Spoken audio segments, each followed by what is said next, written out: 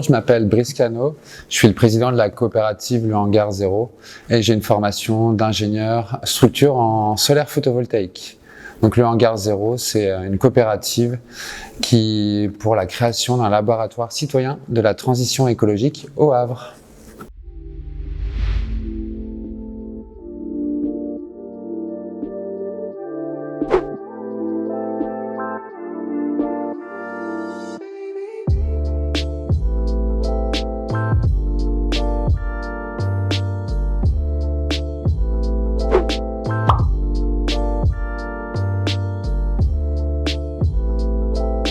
Le but du projet Smart Port City, c'est de créer une offre de services autour de l'agriculture urbaine et du réemploi afin de dynamiser notre laboratoire de la transition écologique, le Hangar Zéro.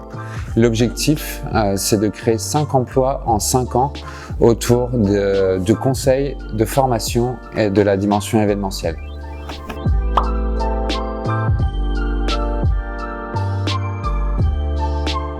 Donc le projet du Hangar Zéro est innovant sur le plan technique et sur le plan social. Sur le plan technique, il est innovant puisqu'on va utiliser en phase construction 90% de matériaux de réemploi, ce qui va permettre d'avoir une empreinte carbone négative. Donc des matériaux de réemploi, c'est tout simplement, on vient sur un chantier de démolition, voir quels matériaux on peut utiliser qui peuvent être encore viables pour rénover un bâtiment. Et donc on va utiliser ces matériaux sur le Hangar Zéro, on va utiliser 90% de ces matériaux aussi de chantier de démolition pour aménager le lieu. La meilleure exemple, c'est l'utilisation de containers fin de vie, donc qui est vraiment en plus quelque chose qui est typique du Havre, pour faire nos briques de base qui nous permettent d'aménager le lieu sur 4 niveaux.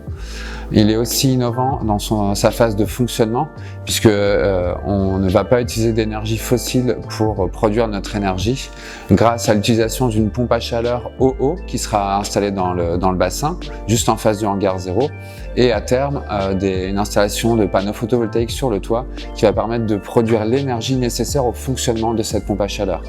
Après, l'autre innovation, elle est au niveau social puisque on a pris comme modèle juridique une société coopérative d'intérêt collectif, une SCIC pour son petit nom super sympa, et ce qui permet en fait de mettre en œuvre tout type de parties prenantes autour du projet. Donc associations, entreprises, institutions publiques et citoyens. Donc c'est vraiment tout le type de parties prenantes. Il n'y a aucun autre modèle juridique qui permet en fait d'associer toutes ces structures autour du projet. Et c'est vraiment en cela qu'on cherche à créer de la démocratie participative sur le territoire du Havre grâce à ce modèle juridique qui nous pousse vers une démocratie où chacun a les mêmes droits et les mêmes devoirs.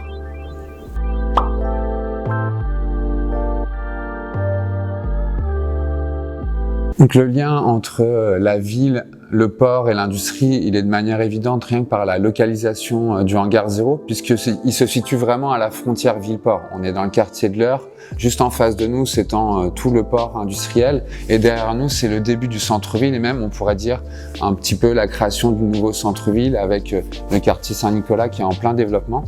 Donc il est vraiment déjà par sa situation géographique, il crée le lien entre la ville et le port.